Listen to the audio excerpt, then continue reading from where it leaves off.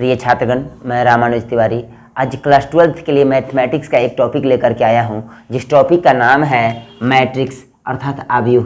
देखिए, आज हम लोग पार्ट सेकंड को लर्न करने वाले हैं, अर्थात दूसरे भाग को लर्न करने वाले हैं। इसका मतलब है कि हमने पहले भाग को पहले लर्न कर लिया है। तो पहले वीडियो का जो लिंक है इस वीडियो के डिस्क्रिप्शन में मिल जाएगा। आप सबसे पहले उस वीडियो को देख लें ताकि आपको दूसरा भाग समझ में आएगा। तो देखिए, आज हम पढ़ने वाले हैं एनसीईआरटी बुक से अध्याय 3 को, प्रश्नावली 3.1 अर्थात प्रश्नावली 3.1 को देखते हैं।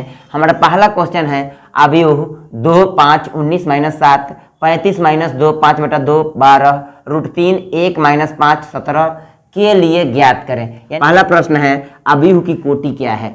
दूसरा प्रश्न है अवयवों की संख्या क्या है। तीसरा प्रश्न है आव्यूह A13, A21, A33, A24, A23 ज्ञात करना है इस आव्यूह से। तो देखिए, सबसे पहले इस आव्यूह के अवयव और कोटि के बारे में समझते हैं। तो एक एग्जाम्पल लेकर हम समझते हैं, जो पहले वीडियो में पढ़ाया गया है, लेकिन मैं आपको फिर से एक एग्जाम्पल लेकर के समझाता हूं। जैसे हम कह रहे हैं कि 1, 2, 3, 4, 5, 6 यह एक आव्यूह है। तो इसमें पंक्ति और स्तंभ कौन कौन से होते हैं ये समझ लीजिए। तो इस दोनों को पंक्ति कहते हैं, यानी कि रो R1, इसको R2 कहेंगे। इसको कॉलम कहते हैं स्तंभ, C1, C2 और C3। कहने का मतलब है कि पंक्ति 2 हो गई, 1, 2, और स्तंभ कितने हो गए, 1, 2, 3। तो ये आव्यूह हुआ, आव्यूह का ये पंक्ति हो गई और ये स्तंभ हो गया। तो इस आव्यूह में पूछ रहा है, एक आव्यूह दे करके, कि इस आव्यूह की कोटि कितनी है। कोटि कहने का मतलब कि रो कितने हैं और कॉलम कितने हैं, यानी कि पंक्ति कितने हैं और स्तंभ कितने हैं, यही ये पूछ रहा है। तो चलिए देखते हैं सबसे पहले पहला क्वेश्चन को। तो पहला क्वेश्चन हमारा है आव्यूह की कोटि। आव्यूह की कोटि, तो कोटि क्या है सो समझिए। 1, 2, 3, यानी कि रो कितनी है, 3 है, और कॉलम कितने हैं, 1, 2, 3, 4, यानी कि कॉलम हमारे 4 है। हिंदी में क्या कह सकते हैं, पंक्ति 3 और स्तंभ 4। तो आव्यूह की जो कोटि हो गई रो गुने कॉलम, यानी कि रो बाई कॉलम। तो रो कितनी है इसकी, यानी पंक्ति 3, और कॉलम कितने हैं, 4, यानी स्तंभ। तो इस आव्यूह की कोटि हो गई 3/4। गुने का मतलब बाई पढ़ते हैं, पढ़ने का जो तरीका होता है बाई पढ़ते हैं, 3/4। आव्यूह की कोटि को क्या हो गया भाई हमारा, 3/4, यानी कि 3/4 कोटि का आव्यूह है, मतलब 3 रो और 4 कॉलम, यानी कि 3 पंक्ति और 4 स्तंभ। तो गिन लीजिए, 1, 2, 3 पंक्ति हो गई और 1, 2, 3, 4 हमारे स्तंभ हो गए, कॉलम हो गए। तो पहला क्वेश्चन का जो आंसर हुआ 3/4 होगा, यानी कि 3/4 का जो है एक आव्यूह है। अब दूसरा प्रश्न देखते हैं, अवयवों की संख्या। दूसरा प्रश्न है अवयवों की संख्या। अवयवों की संख्या, तो देखिए अवयव कहने का मतलब कि इसमें कितने अवयव हैं।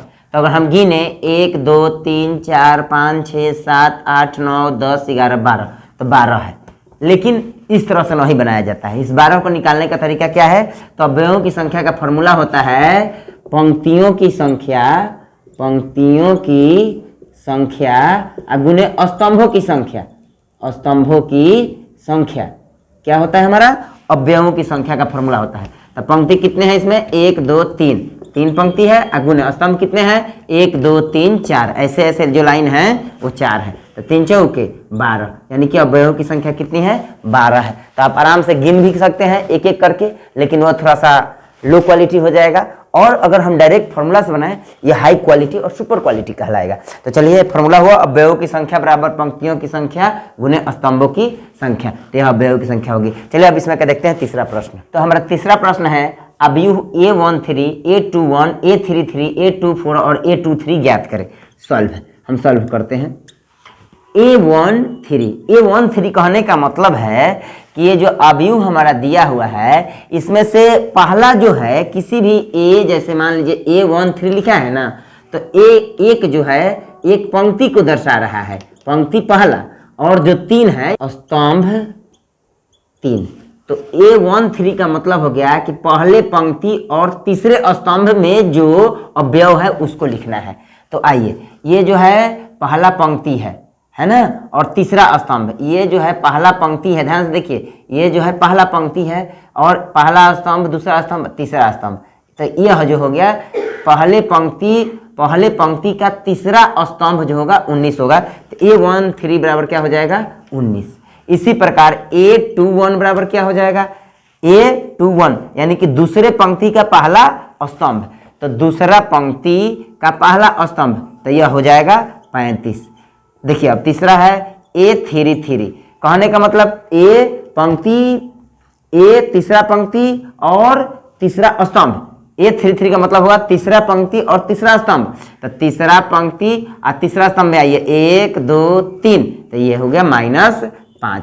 फिर देखिए A24 कहने का मतलब क्या है, दूसरा पंक्ति चौथा स्तंभ, दूसरा पंक्ति चौथा स्तंभ, तो क्या हो जाएगा 12 हो जाएगा। फिर क्या है A23 कहने का मतलब है दूसरा पंक्ति का तीसरा स्तंभ, तो दूसरा पंक्ति का तीसरा स्तंभ क्या होगा हमारा 5/2 होगा। तो इस प्रकार हमारे जो है जितने अवयव दिए गए हैं वो सारे निकल गए, यानी कि A13 19, A21 35 35, A33 -5, A24 12 और A23 5/2। इस प्रकार हमारे पहले प्रश्न के तीनों प्रश्न सॉल्व हो गए। आपको यह क्वेश्चन समझ में अगर नहीं आए तो आप कमेंट में जरूर बताइएगा, हम फिर इसे बना करके आपको समझाएंगे। तो चलिए अब देखते हैं अगला क्वेश्चन। हमारा दूसरा प्रश्न है, यदि किसी अवयव में 24 अवयव हैं तो इसकी संभव कोटियां क्या है, यदि इनमें 13 अवयव हो तो कोटियां क्या होगी। हम सॉल्व करते हैं। सबसे पहले हमारे पास अवयवों की संख्या कितनी है, अवयवों की संख्या 24 है। तो 24 अगर अवयव है तो हम इसको किस किस कोटि के रूप में लिख सकते हैं, मतलब रॉ कितने और कॉलम कितने, पंक्ति और स्तंभ कितने कितने हो सकते हैं। तो अगर हम कहें 1/24 है ना, 24/1 है ना, 2/12, 12/2, 3/8, 8/3, 4/6, 6/4। अब जरा देखिए कि 24 से कम 24, 24 से कम 24, एक में 24 गुना होगा तो 24 हो जाएगा, 24 में 1 से गुना होगा तो 24 हो जाएगा, 12 में 2 से गुना होगा तो 24 हो जाएगा, यह भी 24 हो जाएगा। 3 8 है 24, 8 तरीके 24, 4 छके 24, 6 चौके 24। यानी कि ये अगर 24 अवयव हैं तो उसकी संभव कोटियां कौन कौन सी हो जाएगी, 1/24, 24/1, 2/12, 12/2, 3/8, 8/3, 4/6 और 6/4। यानी कि इतनी कोटियां संभव हो गई। तो कितनी कोटियां संभव हो जाएगी, 1 2 3 4 5 6 7 8, 8 कोटियां संभव है यदि अवयवों की संख्या 24 है। लेकिन फिर कह रहा है इसी में कि यदि अवयवों की संख्या कितनी है भाई, 13 है, तो 13 अवयव वाले अवयव के कोटियों की संख्या क्या हो जाएगी, 1/13 और 13/1, और दूसरा तो नहीं हो सकता है क्योंकि 1 में 13 से होगा तो 13 और 13 में 1 से होगा तो 13, तो मात्र 2 ही कोटि संभव है, 1/13 और 13/1। तो आपका ये जो क्वेश्चन है कि यदि किसी अवयव में 24 अवयव हैं तो इसकी संभव कोटियां क्या है, तो आंसर होगा 1/24, 24/1, 2/12, 12/2, 3/8, 8/3, 4/6 और 6/4। फिर यदि इनमें 13 अवयव हो तो कोटियां क्या होगी, तो 1/13 और 13/1। तो चलिए अब देखते हैं तीसरा प्रश्न। हमारा तीसरा प्रश्न है, यदि किसी अवयव में 18 अवयव हैं तो इसकी संभव कोटियां क्या है, यदि इनमें 5 अवयव हो तो कोटियां क्या होगी। सॉल्व करते हैं। देखिए अभी पिछले हम क्वेश्चन नंबर 2 को जो पढ़े हैं ठीक वही क्वेश्चन है। तो देखिए अवयवों की संख्या कितनी है, इसमें अवयवों की संख्या बराबर 18 है। तो संभव कोटियां कौन कौन सी हो जाएगी भाई, 1/18, 18/1, पहले तो यह हो जाएगा। फिर 2 9 18 और 9 दूना 18, फिर 3 छक्के 18, 6 तिहाई 18।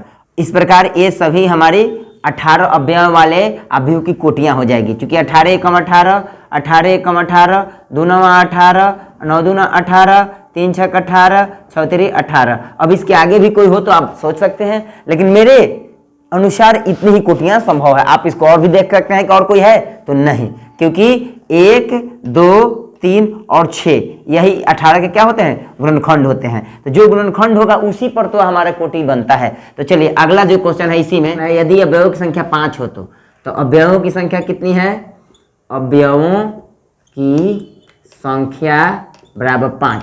तो कोटियों की संख्या क्या क्या हो जाएगी, तो 5 1/5 और 5/1, क्योंकि 1 5 द 5 और 5 1 द 5, यानी कि 1 पंजे 5, 5 एकम 5। तो इस प्रकार हमारे 2 कोटियां संभव होगी। तो चलिए देखते हैं अगला प्रश्न, चौथा प्रश्न।